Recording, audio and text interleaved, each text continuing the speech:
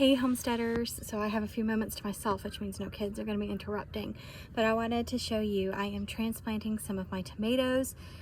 Today they have gotten a little bit longer than I would have liked, but I have not been able to get out here and mess with them too terribly much because of stuff at home, so everything else kind of pulls at you when you have kids.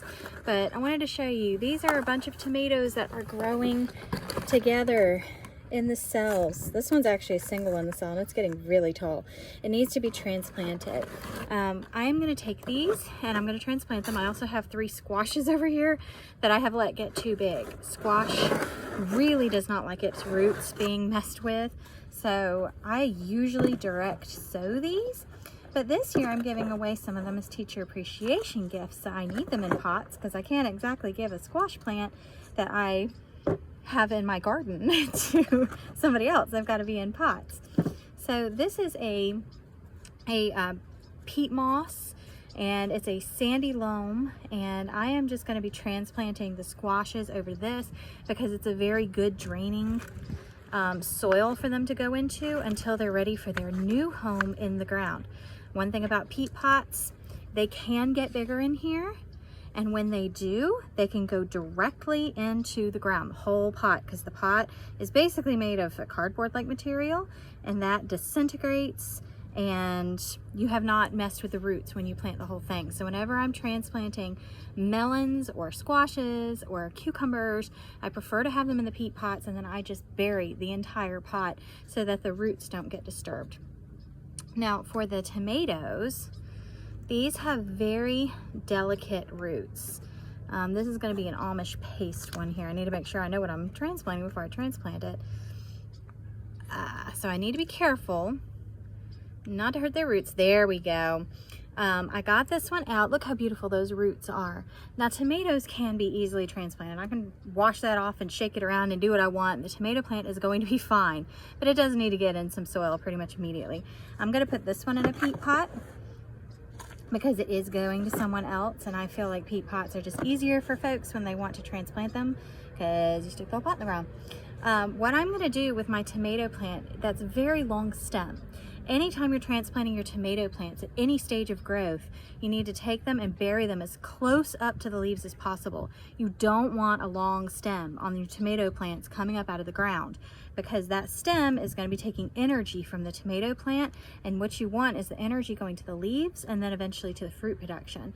So anytime you're moving your tomato plants, it doesn't matter what stage of growth they're in, whether they're teeny tiny little saplings that are, say, this big, or whether they're these big long ones that are this big, you still need to bury them as close up to the neck as possible in your pot. So I am actually going to take this and I am going to push it down gently into the dirt as far down as I can get it, and then I'm going to put dirt in there up to the bottom leaves.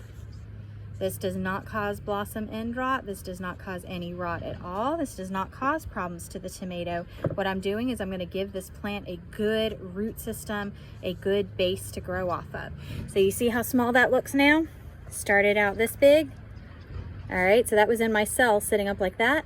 Now it's down in the pot looking like this. So that will continue to grow.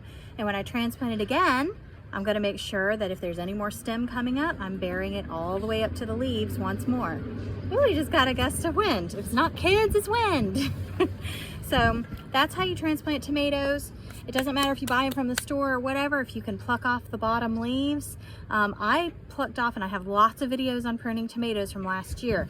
I shaved off all my leaves and branches below my first flower line, and I would continue to put them deeper in the soil if I could, if they were a little bit bigger, or I would just continue to cut them off because I want them to grow up and out and get closer to the sun and focus on those fruits and not focus on worthless branches at the bottom.